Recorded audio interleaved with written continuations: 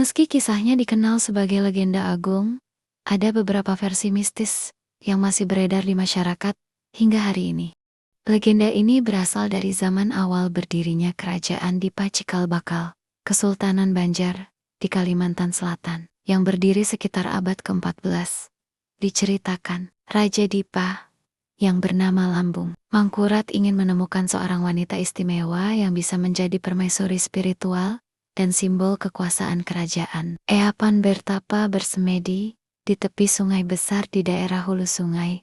Setelah beberapa hari bertapa, tiba-tiba muncullah seorang gadis cantik jelita, duduk di atas buih-buih air sungai yang berkilau. Ia muncul dari dasar sungai, dibawa naik oleh kekuatan gaib.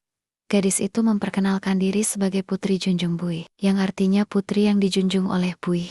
Wajahnya sangat elok, dan tubuhnya memancarkan aura cahaya lembut. Ia dipercaya sebagai makhluk setengah manusia dan setengah makhluk gaib, utusan dari Dewi Tambun atau makhluk halus penunggu sungai. Raja Lambung Mangkurat pun mengambilnya sebagai permaisuri, dan dari pernikahan mereka inilah Raja Banjar lahir, termasuk Suryanata, tokoh penting dalam sejarah Banjar. Cerita mistis seputar Putri Junjung Buih, penampakan di sungai. Konon, di beberapa titik sungai di hulu sungai selatan, atau Tapin, warga mengaku melihat sosok wanita berbaju putih bersih, duduk mengambang di atas air, terutama saat sungai berkabut pagi hari. Ia tak berkata apa-apa, tapi seperti memanggil dari kejauhan. Kisah warga sekitar Sungai Amandit, gangguan saat mengganggu sungai, orang-orang yang berniat jahat, atau merusak sungai, buang limbah, tebang pohon sembarangan, dan lain-lain dipercaya akan mendapat gangguan gaib.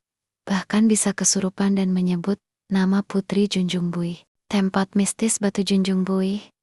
Ada satu lokasi keramat yang disebut Batu Junjung Buih di hulu sungai. Tempat masyarakat kadang berziarah atau mengadakan ritual, berharap perlindungan, rezeki, atau keselamatan dari roh penunggu sungai. Legenda atau kenyataan, kisah Putri Junjung Buih bukan sekadar cerita dongeng. Ia adalah bagian dari identitas sejarah Kesultanan Banjar, mitologi lokal yang kuat, kepercayaan spiritual masyarakat Banjar yang memuliakan alam dan sungai. Meski kini Banjarmasin sudah modern, kisah ini tetap hidup dalam hati orang Banjar.